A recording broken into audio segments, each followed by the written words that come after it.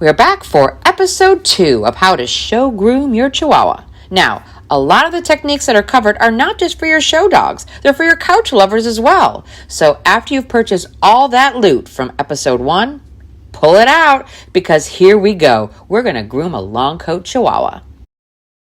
We got way more grooming action coming your way, so be sure to subscribe and ring that little bell so you don't miss one episode.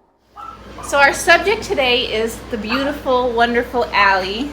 She's one of our house dogs. She hasn't been groomed in a while because she's a lazy dog, just sits on the couch and she hasn't been shown in years. So we're going to use her as our subject. And whether it's a couch dog or a show dog, Lana says always start with the feet. She is a true artist when it comes to Chihuahua feet, and over the years she has honestly made me one with an actual doggy foot fetish. Very anal when it comes to feet, and I've had judges compliment me on how nice my dog's feet were. Because as she says, a Chihuahua's foot should be neat and tidy. She starts with a Dremel tool, getting the nail down as closest to the quick as possible. She taps on the nail until you can see the little spot of the quick in the center. Do you see it? It is obviously much easier to see on white nails because you can clearly see it from the outside. But if you train yourself to look at the center, you can actually see where you need to stop on black nails as well. So when you work on the back feet, remember to tuck the tail and the pantaloons of your long coat Chihuahua down in between your legs so that when you're using the Dremel, the hair doesn't get all caught up in it. Yeah, that would be a huge hot mess and we don't want any of that. Nobody wants to lose their panties. After you're done trimming the nails nice and short, and you really want to get them short as possible. If the quick is long when you're starting, you need to start training them to recede back. The way to do that, Dremel them, about every 3 to 4 days. After you're done trimming the nails, you need to flip them and lay them on their back so that you can use the wall trimmer on the bottoms and pads of their feet. It's extremely important to get up all in there between the pads. And this needs to be done if you are showing your Chihuahua or not. You see, when the hair grows between the pads, they no longer have the ability to grip. So couch dogs and show dogs alike need to be trimmed regularly. In here really good. Get in between the toes. Chihuahuas should have a little breath between their toes. Should not be a cat foot. Even though I like them nice and tight, I still make sure there's a little separation between the toes. You do that by making the hair nice and short and showing the actual foot. Now you want to follow these steps on each of the 4 paws and get in there deep around each of the pads as well. When you're done, the pad of your foot should be real nice and cleaned up. Next, you want to put them onto your grooming table and be sure to secure them with your grooming loop because keeping them not only secure but standing is the key. Now we get to watch the artist at work.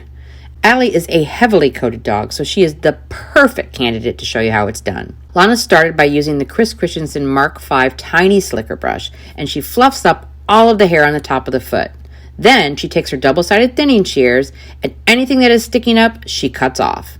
And she doesn't cut in the same direction either. She is constantly turning the thinning shears, cutting in a multitude of directions. Using the slicker brush, she combs the hair back down to check how it lays, and then she starts all over again. She will keep doing this, thinning the hairs until they finally all lay down nicely. Once she's done cutting on the top of the foot, that's when her straight shears come into play. And I use the pad of the foot to rest one side of the shear on because I want to get it super, super close. So I use one side of the pad and I just trim all the way around, get it nice and tight. As you are trimming around the edge of the foot, you might notice that some of the hairs on the top still need some thinning, so be sure to use both shears hand in hand working on each foot individually. Feet are a lot more important than people think they are. They help the outline. It's the first thing the judge sees when they come up.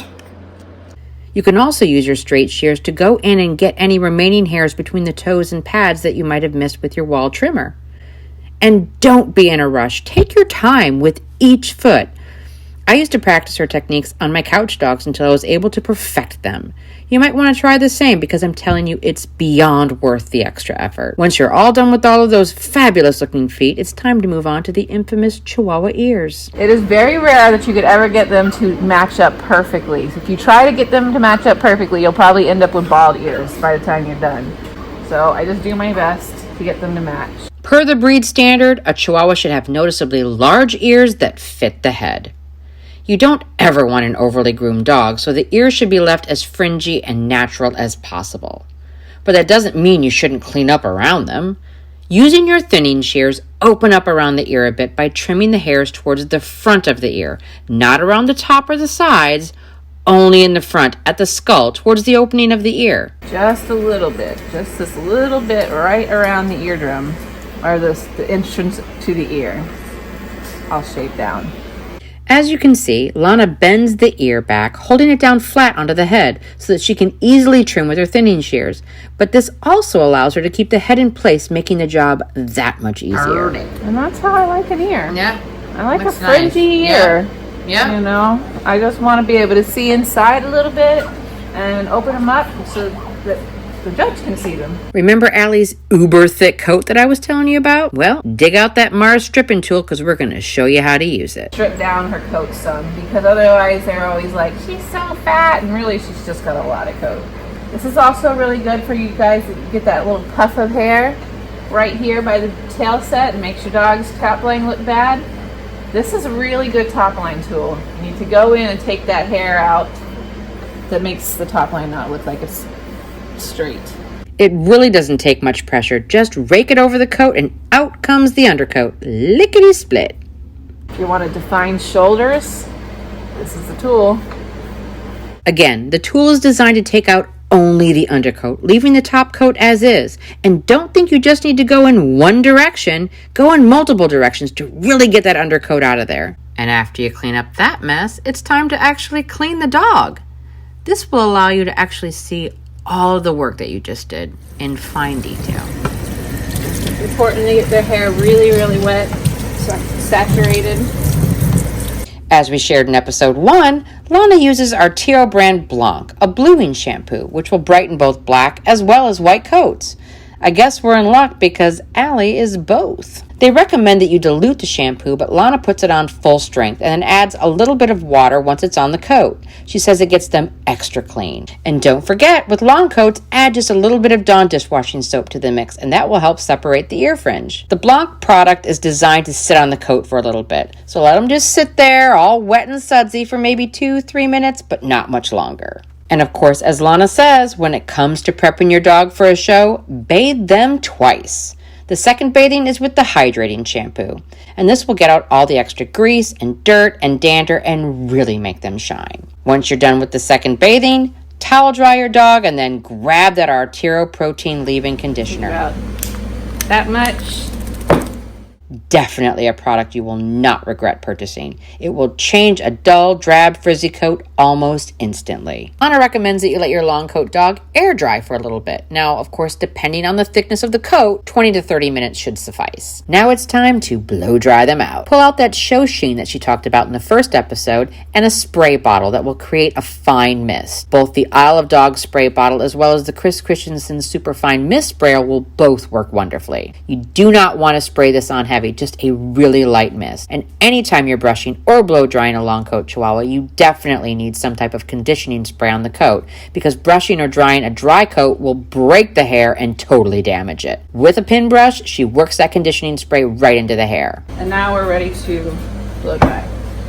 It is important to use a forced air blow dryer. Do not use a hair dryer. Do not use something that has heat on a Chihuahua. You will just ruin their hair and their coat. It'll be frizzy and it'll be burned. She uses the Chris Christensen Cool Pup. It's small and easy enough to use not only in your grooming area at home, but also to transport with you to the shows. It has a ton of power and basically blows the water right off the hair. Gotta love a forced air. When it comes to a long coat Chihuahua, you have a couple of options to use with the forced air dryer. For dogs with unruly or really wavy coats, you want to dry the coat down, not up. In the case of Allie, though, who has a really thick coat, drying in multiple directions to get the roots really dry is the key. And then flatten it. I'll share how to do that in a minute. But basically, direct the nozzle in the direction that best suits your dog's coat. Once you're done drying, brush them out again, but of course, don't forget to add a little bit more show sheen, this time with a really light mist. Now would be the time, if your dog had extra fluff, to add a drying coat to keep the coat laying flat.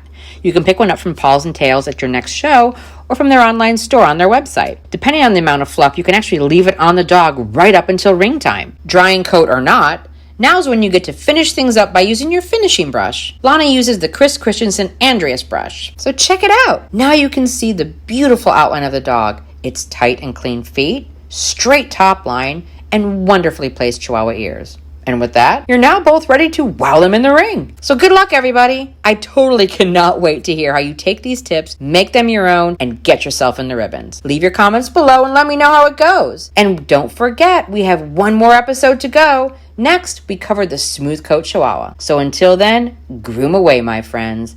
Groom away.